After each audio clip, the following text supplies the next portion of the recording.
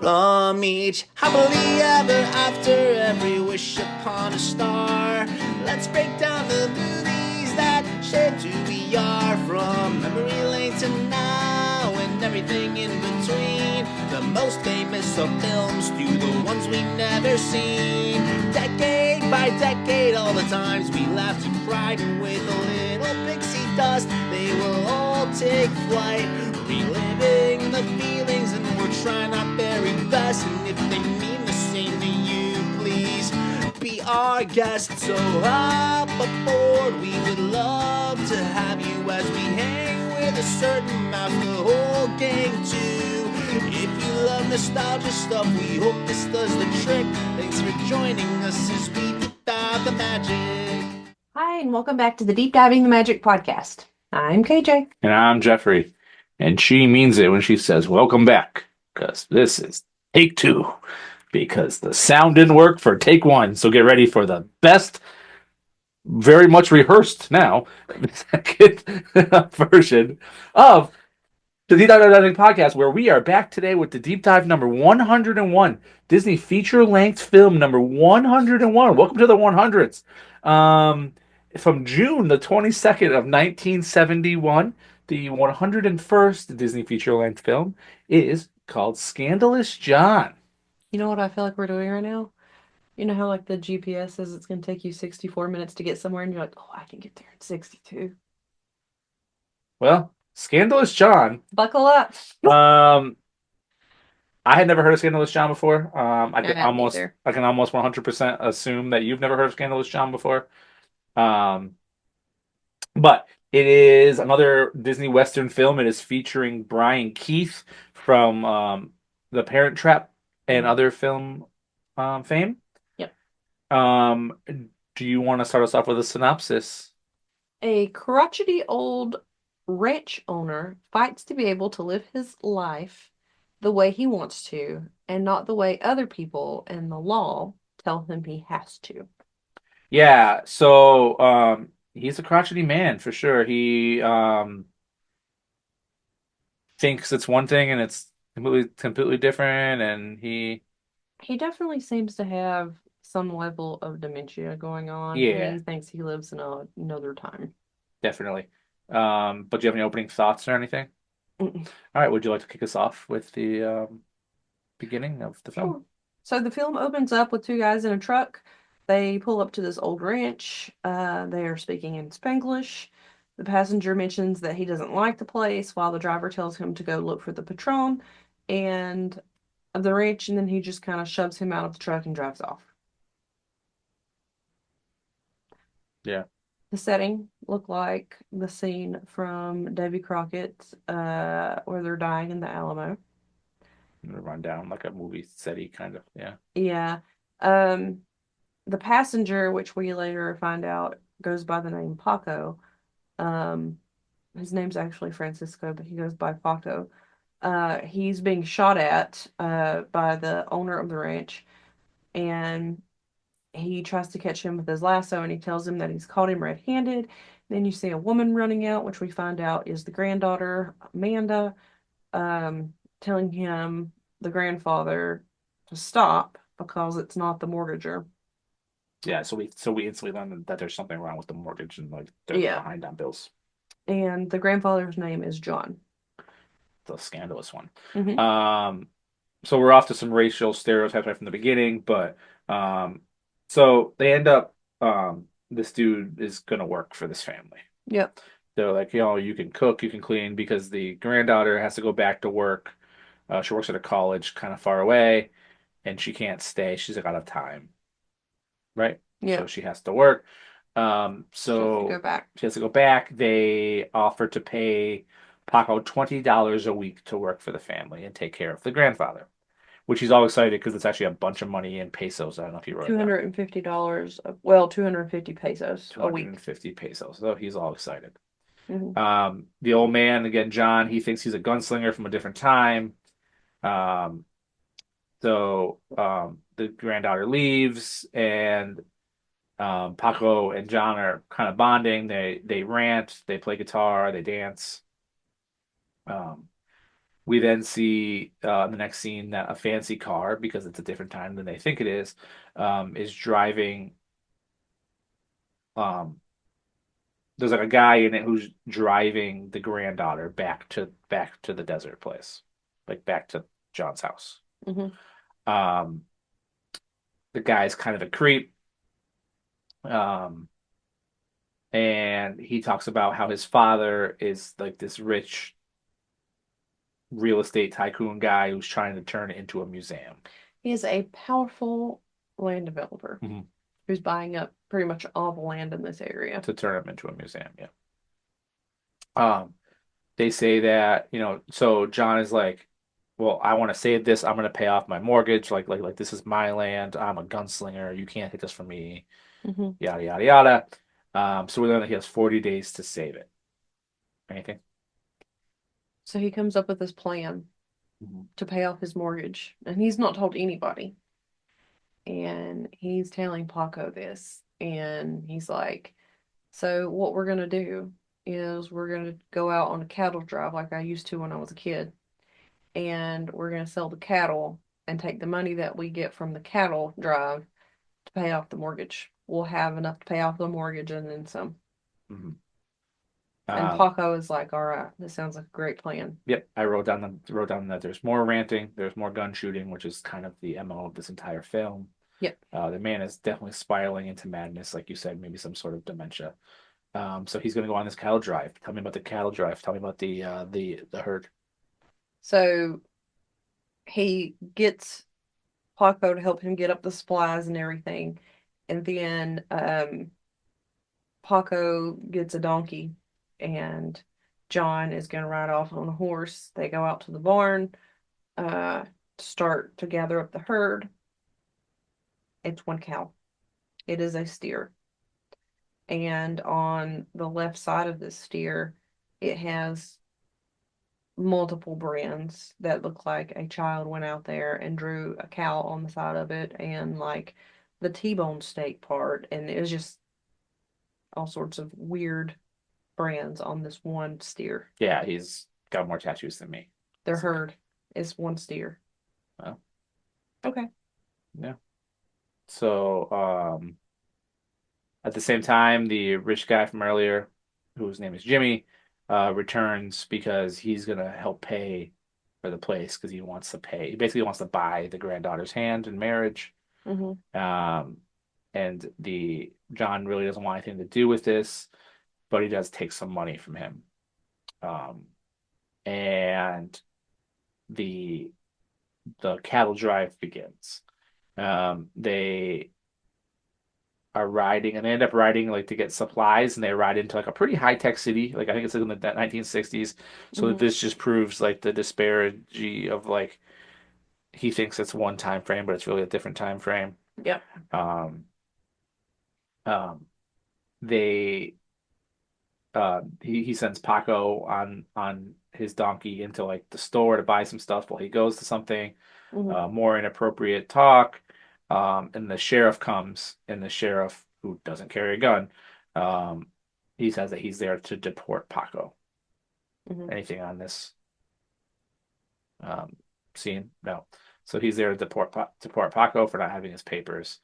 Um, but John, who must be known in the town or whatever, comes and gets him. They leave. They He have says they he's have they have advanced to rich and they have to duck to get out of the yeah, because they door because rode their they're horses they're in. on the horses.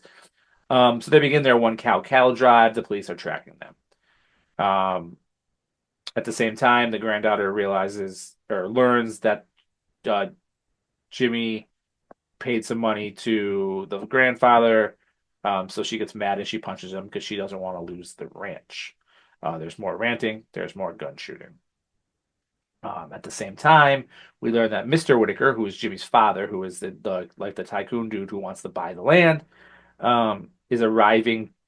Like arrives on a helicopter to get on a train to go around and look at all the land that he's going to buy with a bunch of his rich Mm-hmm. uh, moguls. Yep.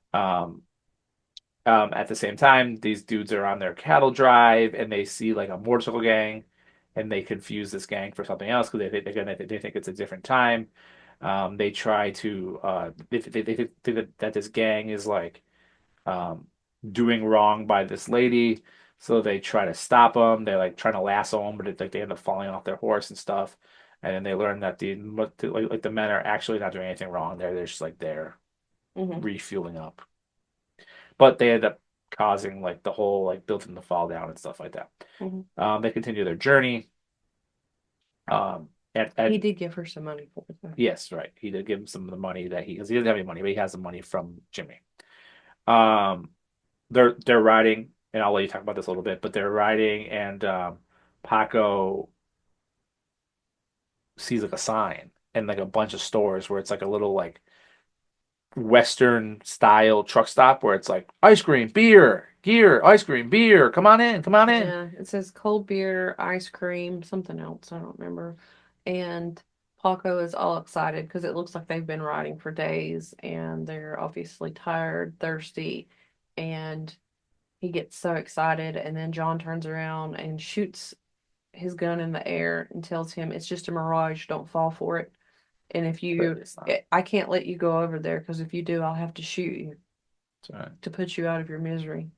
Um, so they He continue on that. clearly touched one Yeah. of the signs, so I don't know why John would have thought it was, but whatever. So they again he thinks it's a different time. Yeah, I So guess. they go on their journey. They actually again they pass like a giant city.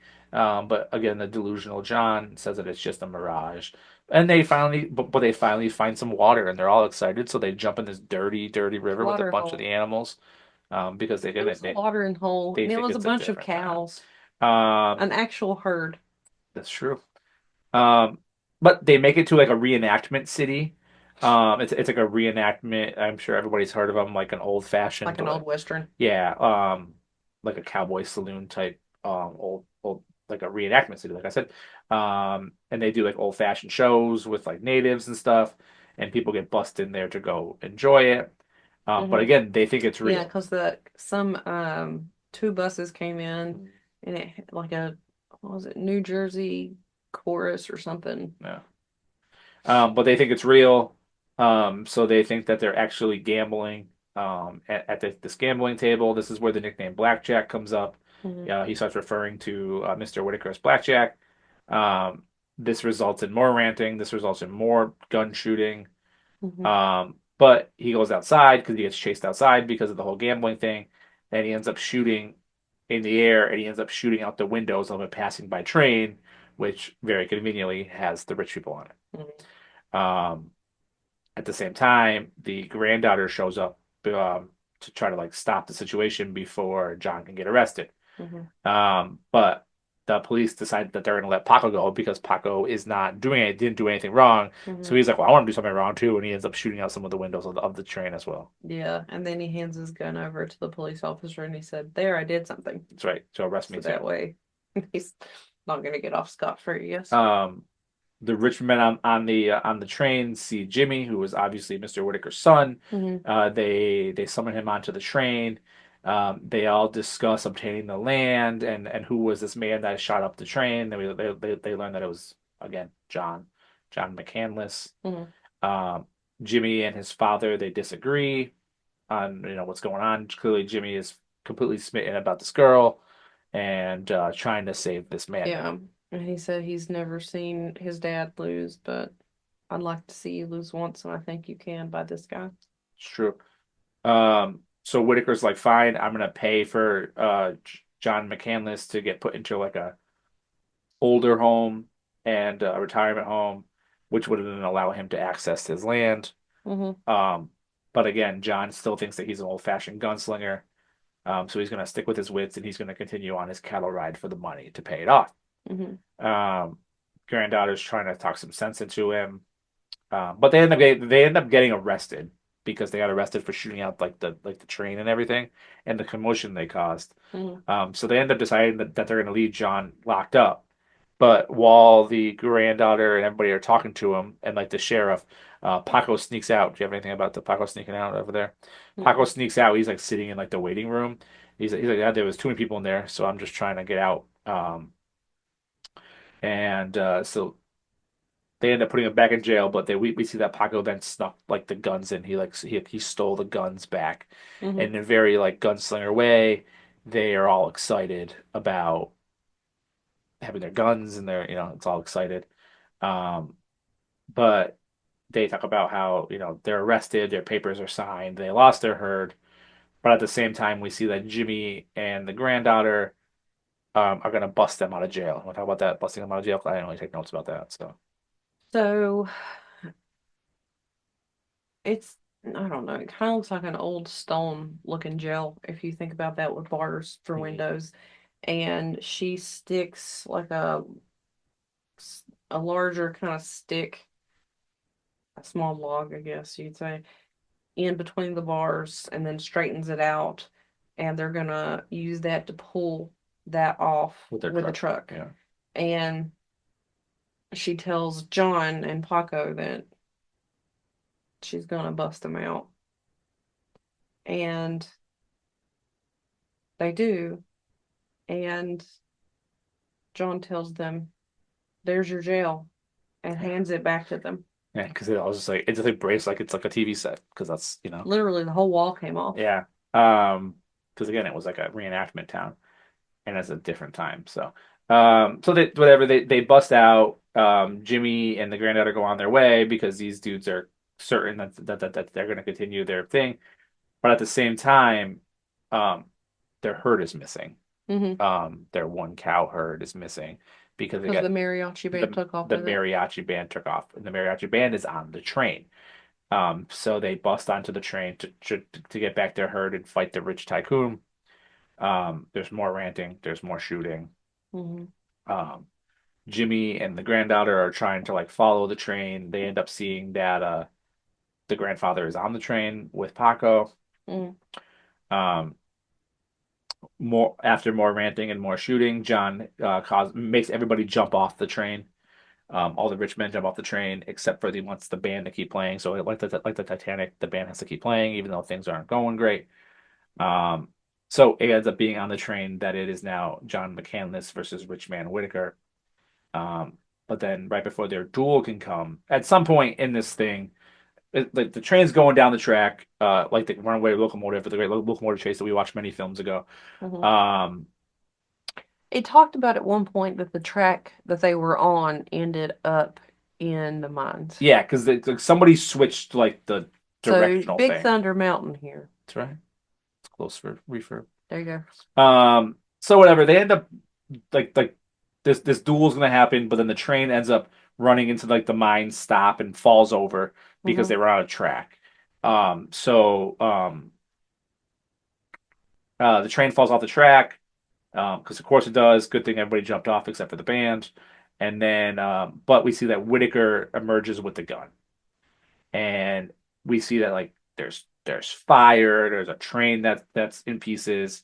There's about to be a shootout, and the granddaughter's trying to stop it, and then even Whitaker's like, okay, like I'll give you your land or whatever, but then one of Mr. Whitaker's men, one of the younger tycoon men, Mm-hmm. who's played by John Ritter in one of his first films, um, shoots him.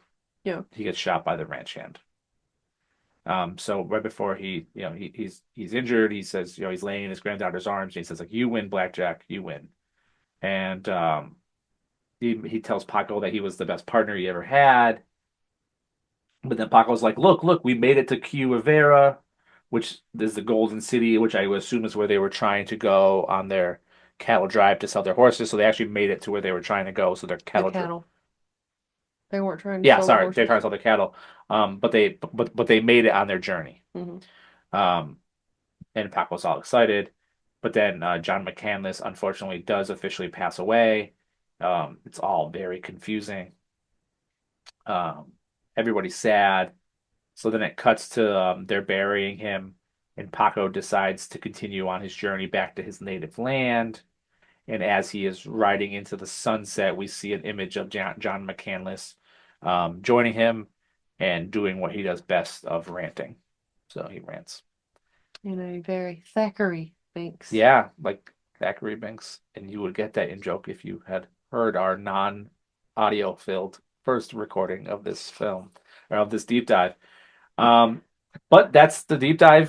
That's the abridged version, I guess, because maybe we'll fix it and release it as bonus content. But that's the film. Um, it was a very confusing film. I don't know if you have any thoughts or any facts or anything or a rating. But yeah, go ahead. How about your rating of So IMDb gave it a 5.6 out of 10. hmm, and what did you give Scandalous, John? I gave it a 5 out of 10. I thought it had its humorous moments. It was confusing at times. Yeah, it was confusing. Um,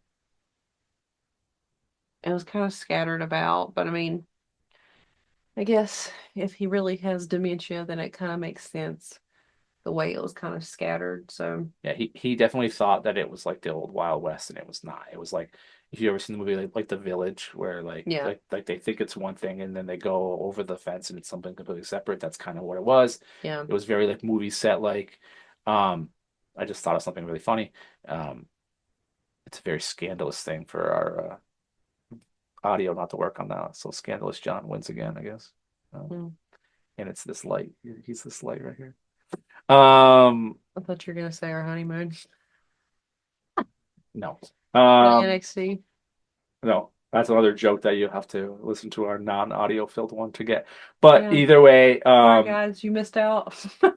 um, it was a film.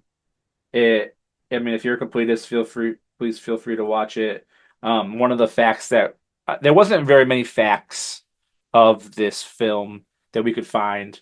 I know that you Oh. like the deep dive. It was basically like the Americanized version of Don Quixote. Yeah, so they took Don Quixote and transferred it into an American Western setting. Yeah, and I never read Don Quixote. I didn't either. I don't know anything about it. But there you go. We watched this.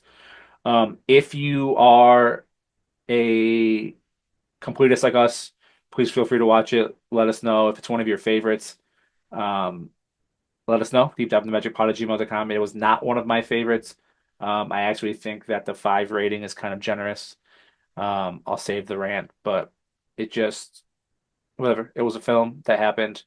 Um, I'll tell you one thing though is that Brian Keith was like very Old. well, like he was very like convincing.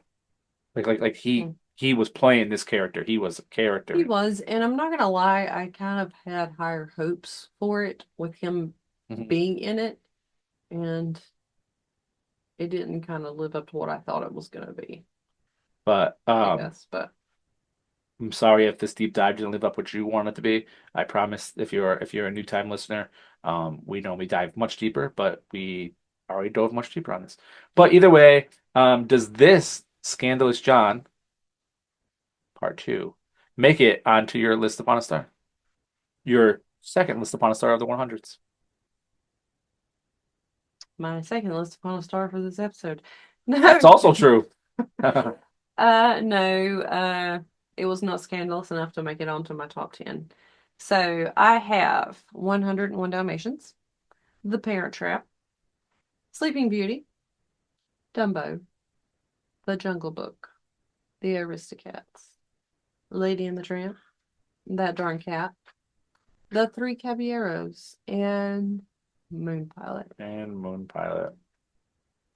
Um, so yeah, this also doesn't make it onto mine. Watch it, let us know.